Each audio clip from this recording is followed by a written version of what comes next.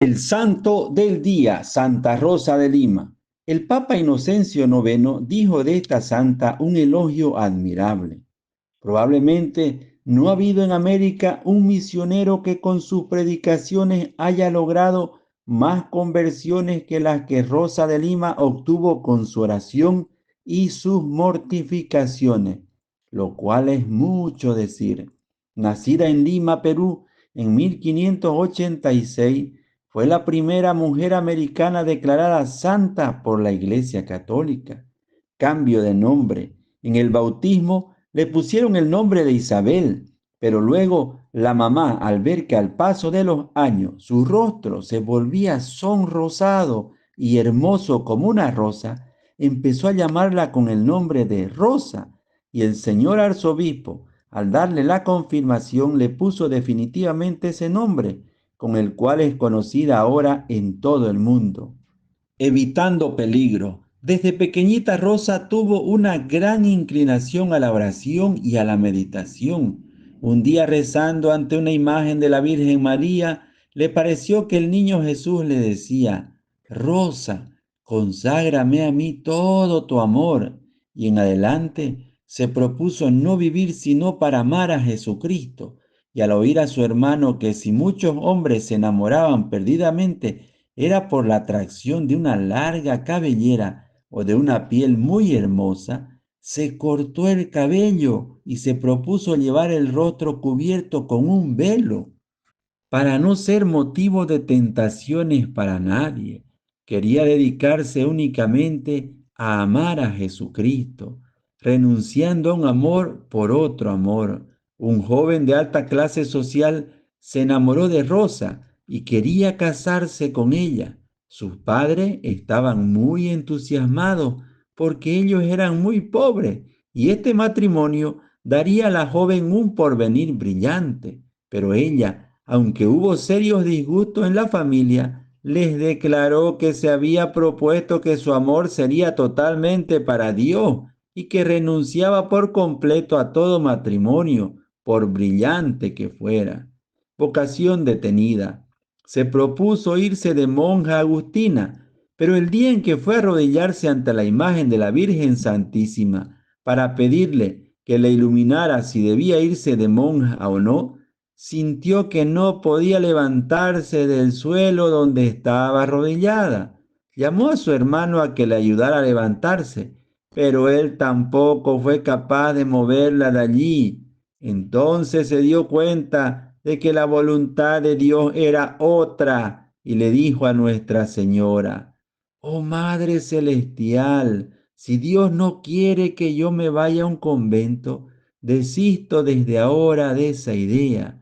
Tan pronto pronunció estas palabras, ya quedó totalmente sin parálisis y se pudo levantar del suelo fácilmente. Una mariposa señala el color.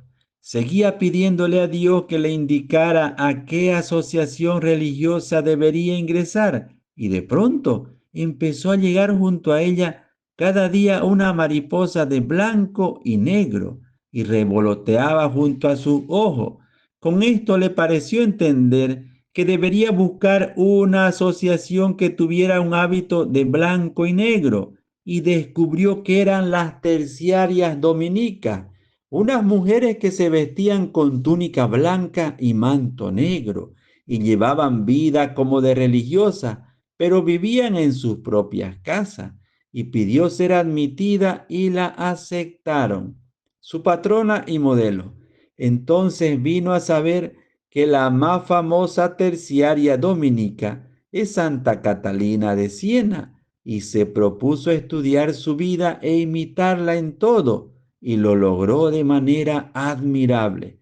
Se fabricó la túnica blanca y el manto negro, y el velo también negro para la cabeza, y así empezó a asistir a las reuniones religiosas del templo. Encierro total. Pero sucedió que la gente, admirada de su comportamiento, empezó a señalarla y a llamarla la santa. Entonces ella, que sabía que nada es tan peligroso como la vanidad y el orgullo y el deseo de aparecer, se fabricó una pequeña habitación en el solar de la casa donde vivía, y allí se dedicó a practicar por largas horas del día y de la noche sus meditaciones, su penitencia y sus muchas oraciones. Allí pasará el resto de su vida y solamente saldrá para ir a misa o a socorrer a algún enfermo, ganando el pan con el sudor.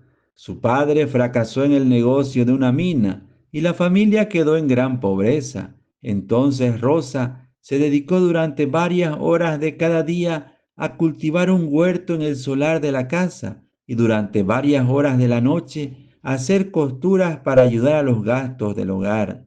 Ataques varios. El demonio la atacaba de muy diversas maneras y las tentaciones impuras la hacían sufrir enormemente.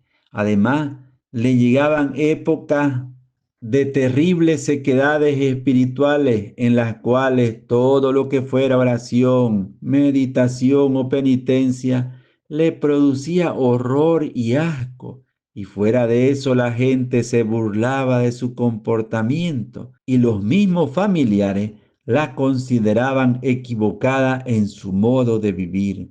Alguna vez le protestó amorosamente a Jesucristo por todo esto, diciéndole: Señor, ¿y a dónde te vas cuando me dejas sola en estas terribles tempestades? Y oyó que Jesús le decía: yo no me he ido lejos, estaba en tu espíritu dirigiendo todo para que la barquilla de tu alma no sucumbiera en medio de la tempestad. Sus penitencias. Es difícil encontrar en América otro caso de mujer que haya hecho mayores penitencias. No las vamos a describir todas aquí porque muchas de ellas no son para imitar, pero sí tenemos que decir que lo primero que se propuso mortificar fue su orgullo, su amor propio, su deseo de aparecer y de ser admirada y conocida. Y en ella, como en todas las cenicientas del mundo, se ha cumplido lo que dijo Jesús: quien se humilla será enaltecido. Una segunda penitencia de Rosa de Lima fue la de los alimentos. Su ayuno era casi continuo y su abstinencia de carnes era perpetua. Comía lo mínimo necesario para no desfallecer de debilidad. Aún en los días de mayores calores, no tomaba bebidas refrescantes de ninguna clase, y aunque a veces la sed la atormentaba, le bastaba mirar al crucifijo y recordar la sed de Jesús en la cruz para tener valor y seguir aguantando su sed por amor a Dios. Dormía sobre duras tablas con un palo por almohada. Alguna vez que le empezaron a llegar deseos de cambiar sus tablas por un colchón y una almohada, miró al crucifijo y le pareció que Jesús le decía: mi cruz era mucho más cruel que todo esto. Y desde ese día nunca más volvió a pensar en buscar un lecho más cómodo. Sus dolores, distintas enfermedades la atacaron por mucho tiempo. Cuando algunas personas la criticaban por sus demasiadas penitencias, les respondía: si ustedes supieran lo hermosa que es un alma sin pecado, estarían dispuestos a sufrir cualquier martirio con tal de mantener el alma en gracia de Dios. Y ella sí que lo sufrió. En sus últimos meses exclamaba: nunca pensé que una persona tuviera que sufrir tanto, tanto como lo que yo estoy sufriendo. Pero Jesucristo me concede valor para soportarlo todo. Los últimos años vivía continuamente en un ambiente de oración mística, con la mente casi ya más en el cielo que en la tierra. Su oración y sus sacrificios y penitencias conseguían numerosas conversiones de pecadores y aumento de fervor en muchos religiosos y sacerdotes. En la ciudad de Lima había ya una convicción general de que esta muchacha era una verdadera santa. Anuncio de la fecha de la muerte. Desde 1614, ya cada año al llegar la fiesta de San Bartolomé, el 24 de agosto, demuestra una gran alegría y explica el porqué de este comportamiento. Es que en una fiesta de San Bartolomé iré para siempre a estar cerca de mi Redentor Jesucristo. Y así sucedió. El 24 de agosto del año 1617, después de terrible y dolorosa agonía, expiró con la alegría de ir a estar para siempre junto al amadísimo Salvador.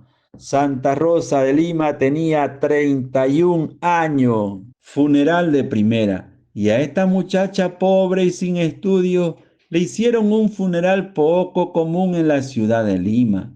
La primera cuadra llevaron su ataúd los monseñores de la catedral, como lo hacían cuando moría un arzobispo. La segunda cuadra lo llevaron los senadores, como lo hacían cuando moría un virrey. Y la tercera cuadra lo llevaron los religiosos de las comunidades para demostrarle su gran veneración. El entierro hubo que dejarlo para más tarde, porque inmensas multitudes querían visitar su cadáver y filas interminables de fieles pasaban con devota veneración frente a él. Después la sepultaron en una de las paredes del templo.